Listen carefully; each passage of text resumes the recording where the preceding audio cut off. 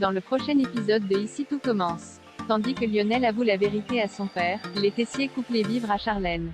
Rose confronte quant à elle Jasmine. Attention, les paragraphes qui suivent contiennent des spoilers sur l'épisode d'Ici tout commence diffusé demain soir sur TF1.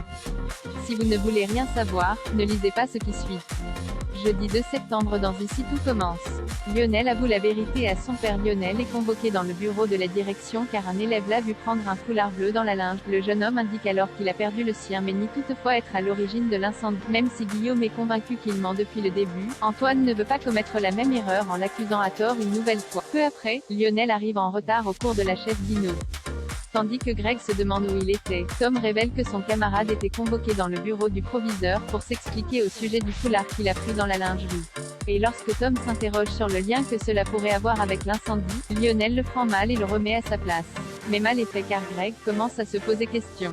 Complètement perdu, il confronte son ami qui raconte que son foulard a été retrouvé dans la salle commune avant de jurer qu'il n'a rien à voir avec l'incendie. Comme il a confiance en lui, le fils de Lobel y croit dur comme fer.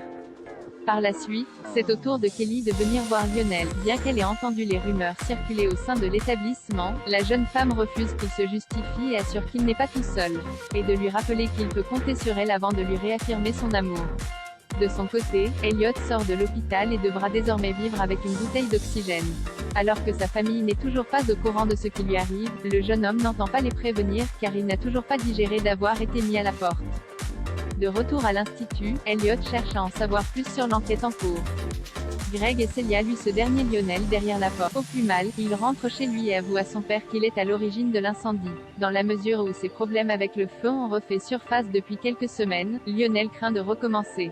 Pour l'empêcher de passer une nouvelle fois à l'acte et garder un œil sur lui, Stéphane a bien l'intention de postuler au poste de vigile à l'institut. Les Tessier coupent les vivres à Charlène. Déterminée à séparer Louis et Charlène, Tessier a pris la décision de couper les vivres à sa fille tant qu'elle vivra avec le fils Guino. Sans le sou, la jeune femme envisage de faire quelques extras le week-end pour renflouer son compte en banque. Louis, qui sait pertinemment que la troisième année réclame beaucoup de travail, se dit prêt à lui offrir tout ce qu'elle désire.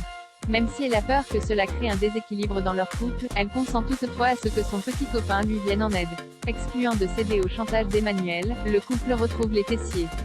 Pour leur donner une bonne leçon, Charlène rend sa carte bleue à ses parents en précisant qu'elle n'a désormais plus besoin d'eux. Lorsque Louis déclare qu'il assurera le minimum à leur place, Emmanuel sous-entend que sa fille se comporte comme une catin. Des propos qui blessent profondément Charlène. Dos au mur, le couple Tessier sollicite l'aide de Malheureusement, elle refuse d'intervenir dans l'histoire d'amour de son fils et encourage ses amis à accepter leur relation.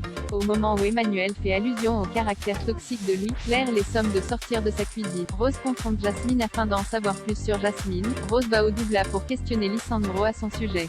Tandis que le prof de salle n'a rien remarqué d'étrange, Anaïs précise qu'elle a vu la jeune femme s'effondrer en larmes après le service de lundi. Rose rejoint ensuite Jasmine dans les jardins de l'institut.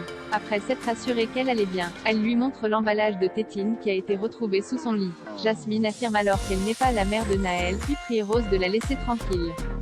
Au cours du service, Anaïs constate que Jasmine est moins enjouée que d'habitude. Cette dernière lui fait part des soupçons de Rose. Comme Anaïs comprend rapidement qu'autre chose la tracasse, Jasmine indique tout simplement qu'elle a du mal à gérer la pression de l'institut. Pour sa part, Rose a la certitude que Jasmine est la mère de Naël.